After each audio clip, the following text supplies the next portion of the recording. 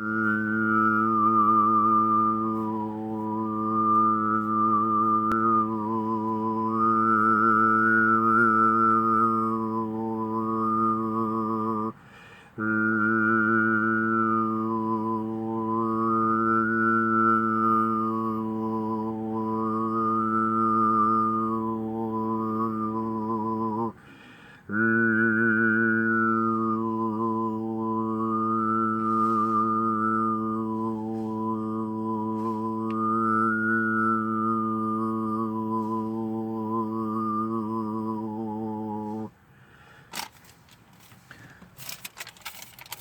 we're going to move on from the revelation now of the whole Bible back to Deepak ChopRA and Soc-Ra-Tes on the 4th of October, a 7 numerology day.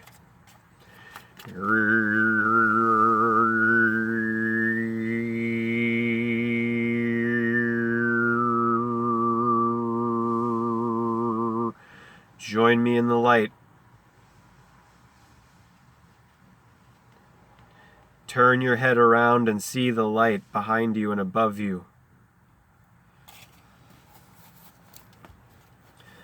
Soc-Ra-Tes, where were we?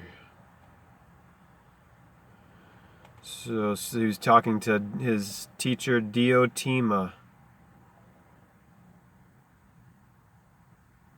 Diotima took up a small statue, a crude image of Athena, with helmet and shield, turning it in her hand. The point of all these statues is to show the likeness of divinity, she said, otherwise they would just be ordinary mortals. How can the divine be carved? Divinity is invisible. So any true statue of the gods must also be invisible. Soc-Ra-Tes didn't know how to respond. What the wild woman said made sense, and yet it confused him at the same time. You look bewildered, she remarked. Good. There's a chance I may outwit your ignorance. Soc-Ra-Tes had a rough scrap of bread, some salt and olive oil, which he had brought for his lunch. He sat under a tree and broke the bread, offering to share with Diotima. Anyone could see that she hadn't eaten recently. Can you teach me to carve a god's likeness, then? Soc-Ra-Tes asked. Not that he took her seriously, but his curiosity was aroused. I'm not a carver, said Diotima, but I can teach you to see the invisible, and then you can decide on your own what to do. She looked at him out of deep, knowing eyes. Beware, though. Once you see what I have to show you, you'll throw away your chisels and hammers. Soc-Ra-Tes laughed. Why? Because the outer form of the gods is worthless once you've viewed their reality. Diotima gave a wry smile. I really should warn your wife.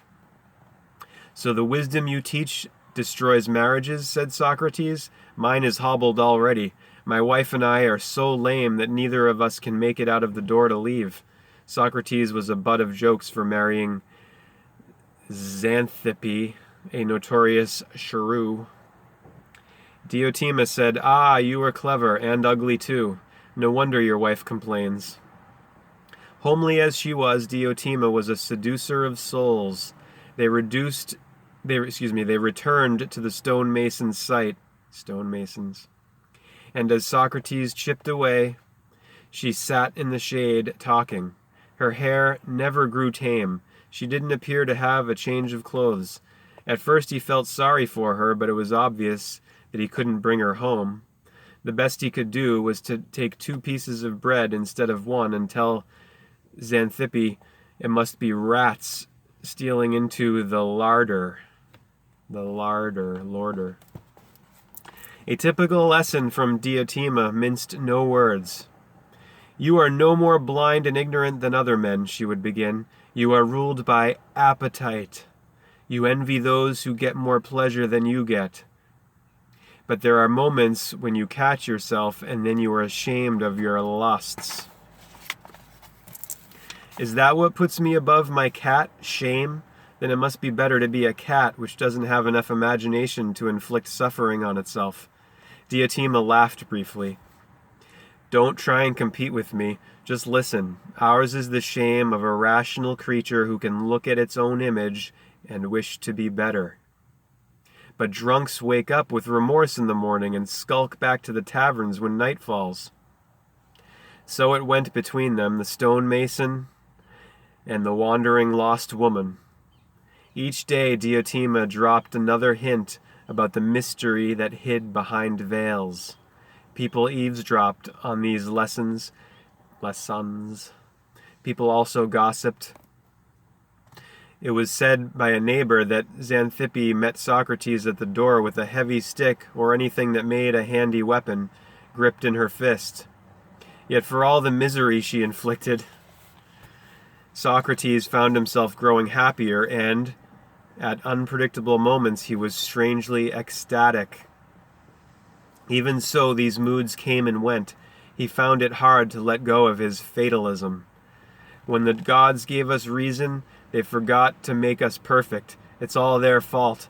A potter chooses to make the best pot he can because everyone knows that a leaky pot is worthless. But every human has a leaky soul. I'll rail at Zeus about this when I run into him. Don't play at blasphemy, snapped Diotima. It's worse than turning into a sophist. If that's possible. This was one of the few times Socrates ever saw her genuinely angry. She cooled down as quickly as she had flared up, and a new humor overtook her, sorrow. Most men are condemned, as you can see, but it's a strange prison that holds them, because each inmate has been handed the key to his cell. We get the key when we're born, and we could escape any time we chose. Then why don't we? Because our jailer is the mind, and a fiercer one never existed. Even if the cell door were flung wide open tomorrow, the prisoner would consider it some kind of trick and remain slumped on the floor of his cell, bemoaning cruel fate. Diotima gave a faint smile. After making provocative statements, she always fell silent, leaving the mystery hanging in midair. It was part of her seduction, because she knew, as every tease does, to unveil her treasure slowly. She might disappear for a day or two, yet when she returned, her argument picked up at the exact point where it left off. Fate is not cruel, however. It seems merciless only when you allow it to catch you, like a shepherd who refuses to run from a wolf and winds up between its jaws. If men weren't so ignorant, they would see that the gods want only our happiness. That is why humans began to worship in the first place, out of gratitude. Or fear, Socrates interrupted. She shook her head. Fear isn't worship. Fear arises when you believe that gods are gone. An absent god can be malicious or vengeful. He could be the hidden reason your crops failed, or your house burned down. Anything is possible when humans are no longer connected to the gods. Socrates replied, I could argue the opposite. The gods are amused by our ruin.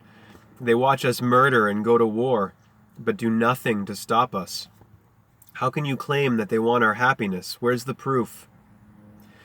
By this point, Socrates would be so immersed in conversation with Diotima that his tools were lying useless on the ground. He didn't notice the glances of passers-by who had already begun to whisper that Socrates was forgetting how to work. It can't be proven that the gods want us to be happy, said Diotima. But you just said... She seized his hand to make him stop talking. Her clasp was warm and weathered, like the hand of someone destined never to live under a roof. Listen closely. The gods are here, walking beside us. Our ancestors saw them. Pallas Athena rode in the same chariot with Achilles at Troy. They were blessed, our ancestors, but we are more blessed. The gods no longer cradle us like nursemaids with a drooling infant. They have freed us so that we can know ourselves. Without that knowledge, life is meaningless. How could anyone not be seduced by such talk? Socrates felt giddy, as if her words were strong wine. Diotima noticed. You're trembling like a baby, but I won't hold you to my breast. It's a rather withered breast, as you can see. Take hope, there's more to say. She got up and went away. Only then did Socrates notice how late the hour was. The last light was fading, and he had no new statues to sell. That meant no money to make, which meant that Xanthippe would be in a foul mood. These things mattered, and yet in some part of him they didn't amount to anything. Although at the end of their last meeting Socrates had promised to catch up with Alcibiades when his friend was calmer, he didn't get the chance. Hot-headed, always running after lovers, after glory, or after shame, Alcibiades was rarely calm. But that wasn't the reason. Socrates didn't come to Alcibiades because Alcibiades came to him first. He pounded on the door of his house, which stood in the worst quarter of the city, where the springs had become foul and the women had to trudge a long way to fill their clay jugs. Alcibiades knocked again. He was fearless, but he hoped that Xanthippe wouldn't answer it. Or if she did, he hoped she would not be holding anything she could swing. Still there was no sound of anyone answering the door. Alcibiades raised his hand to knock again, then thought better of it. Did a secret voice tell you not to? He whirled around to face Socrates, who had quietly come up behind him. I have a voice like that. It tells me when I am about to do wrong. He was dangling the thread of an innocent conversation, but Alcibiades didn't take the bait. There's a war, you haven't heard? Socrates didn't reply. He looked away toward the sea, even though the sea was out of sight. I have to sail on the first tide, said Alcibiades, but I wanted to ask you, is this when I die? You said it would be violent. Will I never see Athens again? How should I know? What about your voice? Won't it tell you? Socrates held out his hands like a thief giving proof that he hasn't snatched gold trinkets from a stall. It decides when to come, not me. It decides when to come, not me. Alcibiades stared at the ground, not wanting to show that hope was deserting him. Stay home, said Socrates mildly. There's always a reason. I can't stay. My debts, my women. I just thought that you... Alcibiades stopped short. Never mind. I'm not myself. Come, let's get drunk. He pointed toward the closest tavern, but when Socrates didn't follow, he turned around. If you love me, old man, allow me an hour. Use your philosophy and make me forget this damned war. All right, but we have to go where I want to.